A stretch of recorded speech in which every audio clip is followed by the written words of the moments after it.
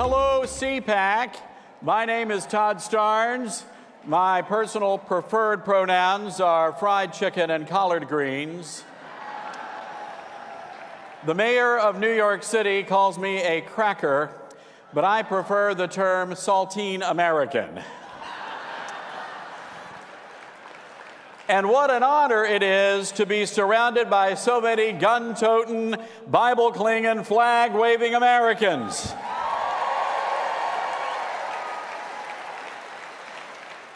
Now, in addition to hosting a national radio show, I am the proud owner of KWAM, the news talk radio station in Memphis, Tennessee. And we are proud to say that our radio station led the fight to stop Fauci's mask mandates in the hometown of Elvis. Now, today, for the next few moments, we are here united under a single cause: to send Dr. Anthony Fauci to the unemployment line. But what he really needs to be is doing 15 to 20 at a federal pen.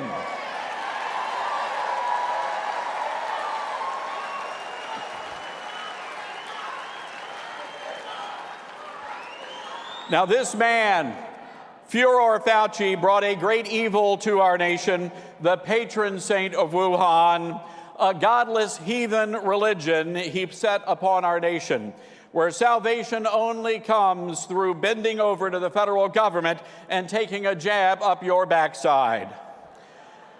Now, during the early days of the pandemic, I was still living in New York City. I just left Fox News. And I saw firsthand the lies and the distortions coming from the mainstream media. They said our hospitals were filled to overflowing, that people were waiting in line in the snow to get a vaccine checkup. So I took my video camera out and went down to my local hospital in Brooklyn, New York. There was nary a soul standing in line. There was no filled to overflowing. As a matter of fact, the hospital said there were plenty of rooms available. And I shared that information on Facebook. Fake news. But as we now know, Furor Fauci used that fake propaganda to shut down our schools and our church houses. They shut down our businesses, and they punished anyone who dared defy the teachings of the CDC. They told us we had to surrender our civil liberties in order to survive. Honestly, my greatest fear was never the China virus. It was how quickly my fellow countrymen were willing to surrender their civil liberties. What is it they told us? 2 weeks to flatten the curve. It turned into 2 years of misery. Fauci turned brother against brother, border against border, state against state. He tried to divide our nation, and shame on him, and shame on us for allowing it to happen. But over the past year or so, something rather momentous happened. We, the people, woke up. And freedom-loving patriots from border to border, coast to coast, across the fruited plain, rose up with a mighty voice and said, "No more." And today, we are fighting to take back our great nation. And I have some great news for you. Breaker, breaker, good buddy. Because at this moment, we have thousands of trucks eastbound and down. Big rigs keep on trucking. And they're heading to our nation's capital, my friends, and they're going to be circling the big beltway. And oh, what a mighty sight that will be. But in the meantime, I want to leave you with this word of encouragement. The fight continues, my friends. The fight goes on. And when Dr. Fauci's goons show up at your front door demanding to see your vaccine papers, you show them a copy of the United States Constitution, and you tell Dr. Fauci to stick those vaccines where the sun don't shine. God bless you all. God bless America. and let's fight Fauci.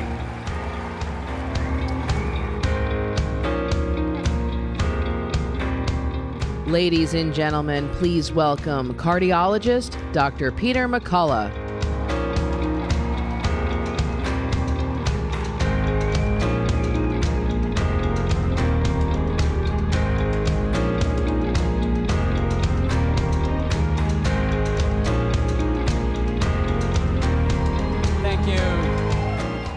Thank you.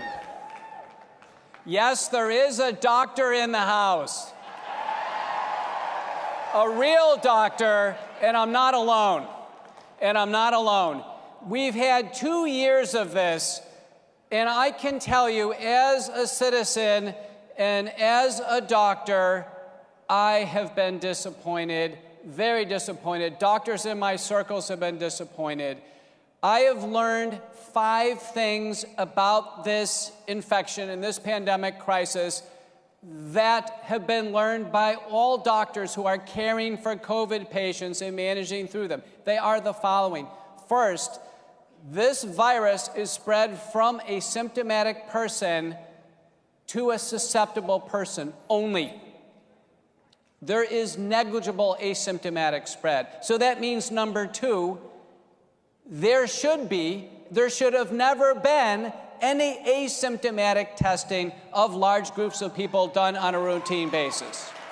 That means students, employees, people traveling were unnecessarily tested. The FDA does not clear any of the tests for this. The World Health Organization says don't do it, and none of the regulatory bodies endorse it. Testing is reserved for only acutely symptomatic individuals. That's it. We have to follow the clearance of these testing products for that reason. The third point is that once someone gets through the illness, that they have a degree of protection, a degree of immunity, natural immunity, that gives them robust and durable protection from serious outcomes of a second infection, which can now occur with the Omicron variant, which broke through natural immunity. So this is very important. How many of you in the room have been through COVID-19? Let's see a show of hands. 70%. 70%, you can be assured that you're safe, you're secure, you are free to go about and live your life with no restrictions, with no mandates, with no encumbrances. For you, this pandemic is effectively over with. It's over with. And because there are so many of you, and so many of us who've been through the illness, the emergency phase of this pandemic is over with. It's over with. The emergency is gone. The crisis is resolved. There will be some residual cases, and skilled doctors will be able to handle these cases with now an array of effective therapeutics that we have at our disposal. I can tell you that point number 4 is COVID-19, the illness, SARS-CoV-2, the virus, has always been treatable. It's always been treatable. And the best doctors, using the best drugs at hand in combination, have found ways of helping people through the illness to avoid 2 bad outcomes: hospitalization and death. And we needed leadership in Washington to say that, to say there are 2 bad outcomes, hospitalization and death, and that we're going to bring the best and brightest doctors into Washington who are learning how to treat the illness and put together programs, protocols, and approaches to help our population get through the illness, particularly our seniors. Our seniors are the ones who have suffered with COVID-19. And what we saw out of Washington was completely unacceptable. We saw a chill on any attempts to treat the virus early. We had headwinds in trying to use drugs in combination. We've even had difficulty getting access to emergency authorized, approved agents that are safe and effective in helping people get through the illness. Importantly, the monoclonal antibodies, which I've used in my practice for a year, and they're safe and effective, and they've been a great product of Operation Warp Speed. The fifth and final point is that the COVID-19 vaccines, as they exist today, Pfizer, Moderna, Johnson & Johnson, outside the United States, AstraZeneca, we have more coming. But the ones that we have in the United States today are not sufficiently safe enough, nor are they effective enough to have mandated upon us in our lives. And importantly, because people have in fact reported, and the CDC is holding over 1 million of these reports now, sadly over 1 million Americans have been injured as a result of COVID-19 vaccination, and sadly, thousands have died afterwards. We deserve and have always deserved a full, fair, and thorough external safety review of the vaccines. We haven't had it, and the stakeholders in Washington who have had governance over our pandemic response have failed miserably in vaccine safety and efficacy and the path forward. But the virus has outmutated all of the reaches of the vaccines, and in many ways, the virus has been in charge the entire time. Thankfully, we're down off the back end of the Omicron curve, and I believe at this point in time, we can manage our way out of it. Final thought, you have a circle of medical freedom that you control, and that's linked to your circle of social freedom and your circle of economic freedom. Don't let the circle of medical freedom get broken or fractured. Everything else will fracture. You cannot have something forced into your body against your will, whether it be a pill or an injection or any other medical procedure. The decision is in your hands. It's in your hands. Take it, and together, let's close out this crisis. Thank you.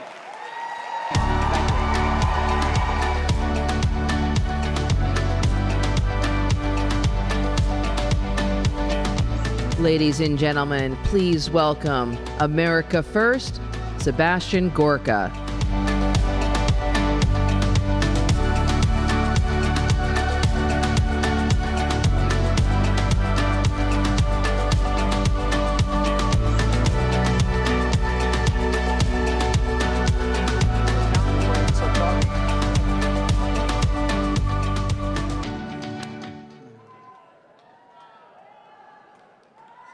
Just hear it for the amazing truth tellers and warriors like Dr. McCullough and Dr. Malone. Let's give it up.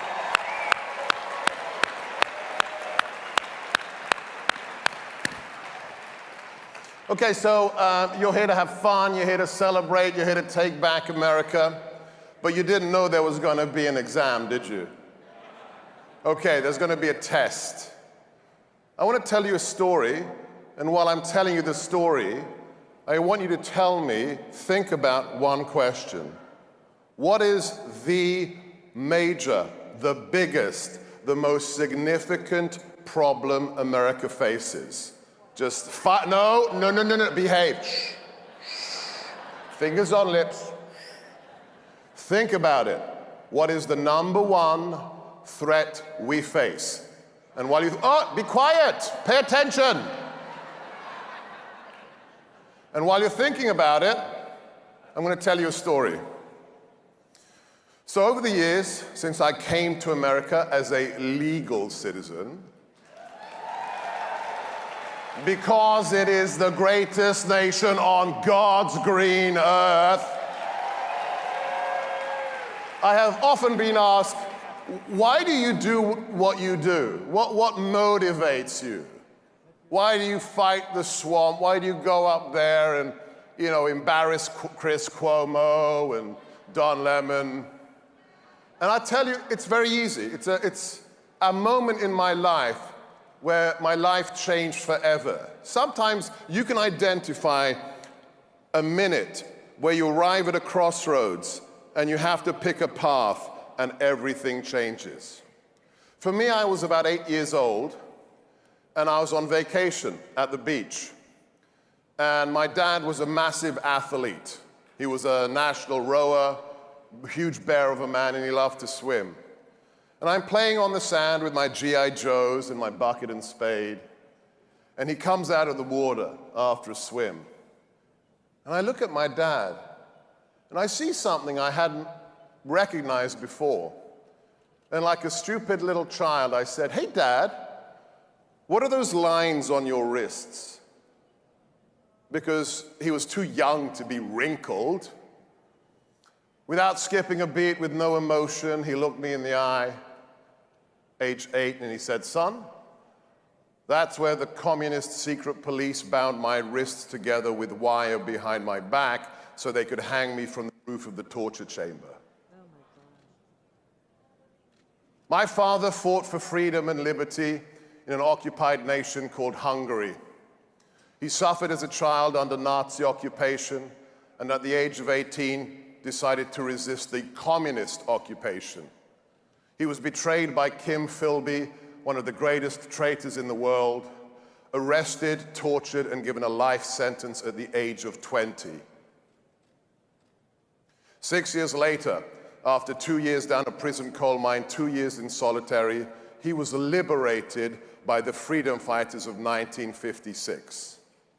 And that is why I am a free man. Right now, we are seeing the same images from 1956 on the streets of Kiev. Unarmed civilians with Molotov cocktails fighting the Russian armored personnel carriers. And that fight is like our fight in 1776. Do not be mistaken. They are fighting for their liberty because they too are made in the image of our Creator, and they too have the right to life, liberty, and the pursuit of happiness. God bless the Ukrainian people. May they make those Russian invaders bleed and die.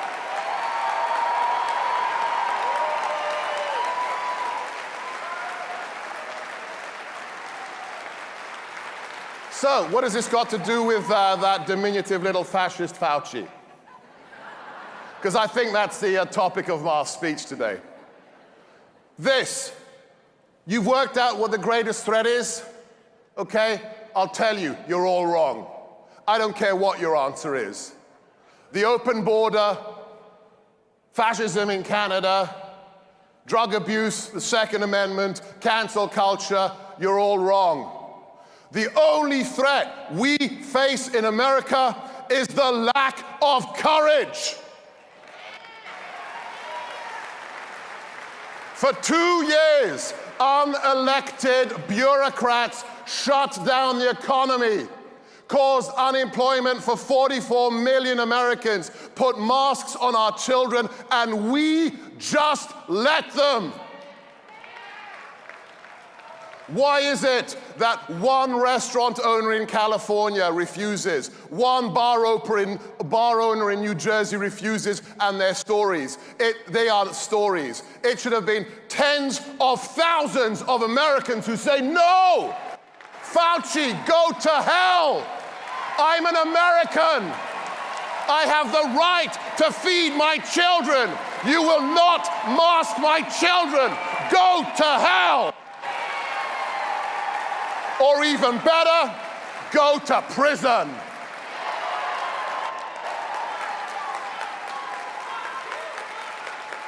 Now is the time to take back not only our nation, but our culture and our civilization. And if you're not politically engaged, if you're not running for office or helping somebody run for office, they will do it again. Be part of the solution. because we are the last hope of humanity. God bless you, every single one of you. Thank you to the Schlaps, to the American Conservative Union, and I think we have to send a little selfie to the boss. Tell him that you're ready for his speech. Will you get up and say, "Let's go, Brandon"? Let's go, Brandon. Let's go, Brandon. God bless. 2024.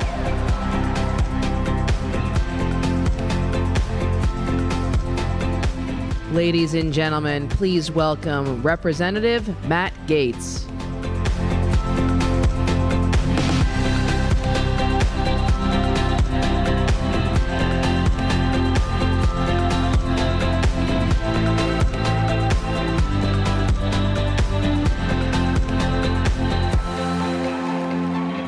Thank you all so much for coming to hear me.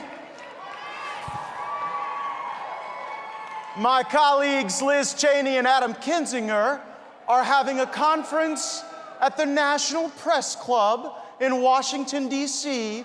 to talk about how real Republicans should behave.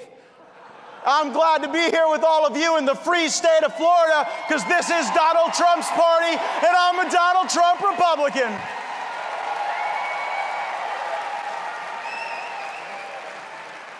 The rent is too damn high.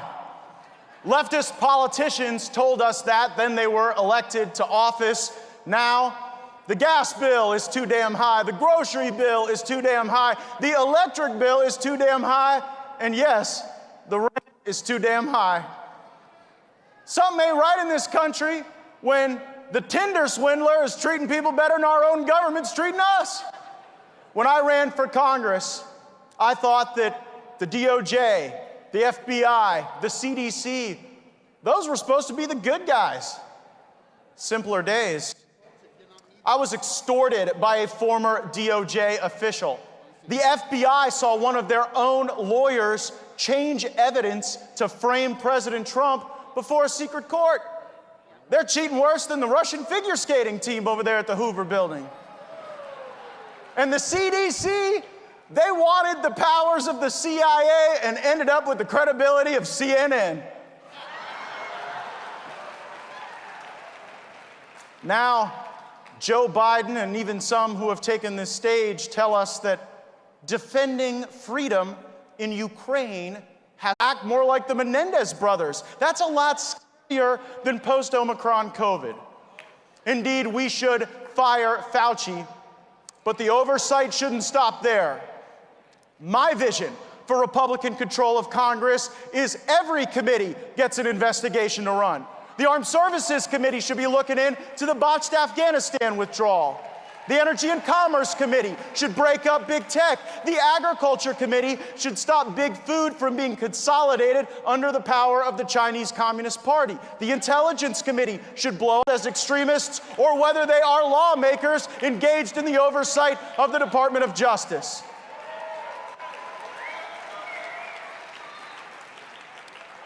The Transportation Committee should not be debating whether or not roads and bridges are racist. They should solve supply chain issues. They oversee the ports, don't they? Why is it that Americans can get their heroin delivered faster than a futon from IKEA? The Foreign Affairs Committee should stop us from having so many foreign affairs. They cost our nation too much in treasure and in the blood of our bravest patriots. We don't have to give other countries money to hate us. They will probably do it for free. Wouldn't it be nice if the Natural Resources Committee actually cared about the development of American natural resources? I wish our media reported as much about the Keystone XL as they do Nord Stream 2. Homeland Security. It is not enough to finish the wall. Biden has let millions of people into our country illegally. We need internal enforcement of our immigration laws and deportations for people who did not come here with permission. We got to find every one of those Biden flights that dropped off illegal immigrants at our military bases and in our communities, and we ought to track those people down like they were at the Capitol on January 6th. Maybe treat them the same too. No bail, no taxpayer-funded lawyer, just a one-way ticket home. The Healthcare Committee should investigate suppressed information about vaccines, and we should vindicate brave whistleblowers. Now, I know people who would get the jab every year at the same time if they could. And some of these people, and we would never discriminate against them. We would never see them trampled by horse mount as they were labeled terrorists or extremists or threats to truth and information. We would not do to the vax worshipers what they have done to far too many Americans. You see, I love America as one nation, one people, one culture, one economy, one group of people who rise or fall together. And I know in my generation that millennials saw their families destroyed by no-fault divorce. And so let us never tolerate an era of national divorce or medical apartheid. When Obama snookered millennials into believing that his candidacy was somehow an engine to improve the lives of other people, he famously and piously said, "We are the ones we have been waiting for." We are increasingly embattled, not for lofty ideals or distant lands, but for ourselves, our schools, our freedoms, our faith, our jobs, our health, and our America. Today, we are not the ones we have been waiting for. We are the ones we are fighting for. CPAC is the place where we decide what conservative movements are about and what they mean. And conservatism in the 80s meant do less, be more modest, slow the pace of change. Well, President Trump threw modesty out the window, and he taught us that doing less was no way to conserve anything. Action, action, action. Imagine a Republican Party that actually went out and won your battles again. So fight for your family, fight for your country, fight for your freedom. This is no time for bystanders. It's pick your fighter time. I'm your Florida man. I'm the only Republican in Congress who doesn't take any donations from lobbyists or special interests or political action committees. I fight for you. I work for you, not them. With our team, the fight rages on, and I hope you'll join me. Go to mattgaetz.com, download the app, vote for Donald Trump in today's straw poll, and let's go get him.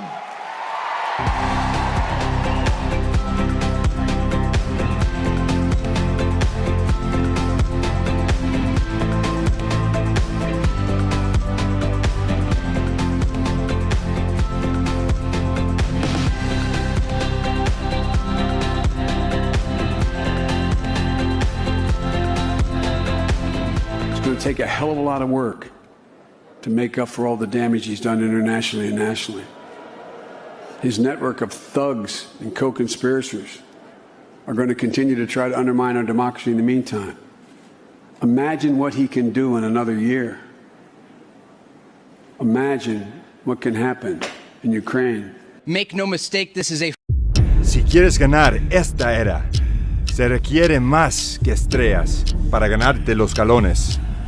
Y si quieres ganar en este escenario, tienes que matar tu ego antes de que puedas matar los gigantes. Es por eso que este equipo está construido de manera diferente.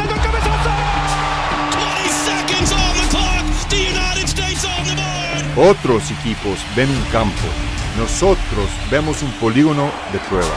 Un lugar para demostrarle al mundo que hay un mundo de diferencia entre lo que ellos piensan que podemos hacer y lo que nosotros sabemos que podemos. Estados Unidos es campeón de la Copa Oro. Una nación bajo el radar, hartos de esperar y dispuestos a trabajar. Buries it in the upper 90. Pero si realmente quieres hacer ruido y sorprender al mundo, requiere más que solo madrugadas largas. Requiere una memoria corta y una resiliencia tosca. Porque los campeones no son definidos por lo que les pasó hace 4 años, 4 partidos o 4 minutos. Se miden por cómo responden. This one back post McKinney! It's an instant response! Con el balón a sus pies y una espinita clavada. Ojos fijos en el premio, no en el pasado. Listos para jugar, listos para ser un estorbo. Físicamente implacable, mentalmente inexorable.